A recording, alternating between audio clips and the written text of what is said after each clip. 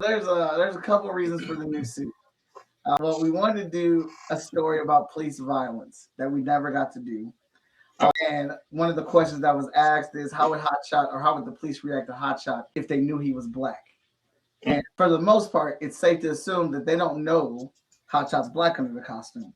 Maybe they would assume that he's white. And what if they were acting out and beating the shit out of people in front of Hotshot? How would that change? But when they had but I've seen Hotshot get his butt kicked against Void, and his suit was all tore up. So did they not notice he was black underneath it? Some of them may have, and some of them may remember. Okay. But then I think we have to factor in it's a big ass superhero fight. There's explosions and stuff like that. Some of that shit gets lost in translation. And I wouldn't say that would be the case, but we have literally seen people on planet Earth do that. So I'm not going to say that it's not possible in the comic realm.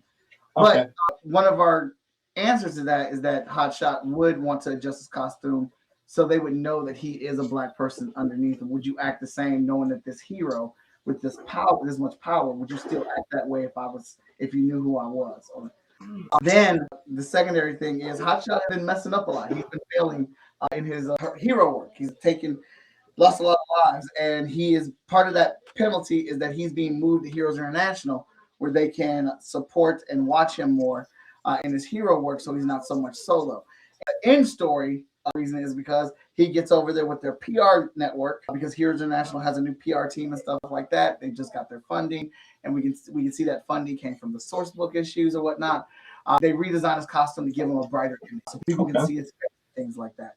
The third reason is because you don't see indie characters get new costumes, and we're at a point right now where we have 14 issues of the book, so let's do a costume change, because I don't really ever see that happening, because I want people to understand it is very, very, very hard to come out with these books.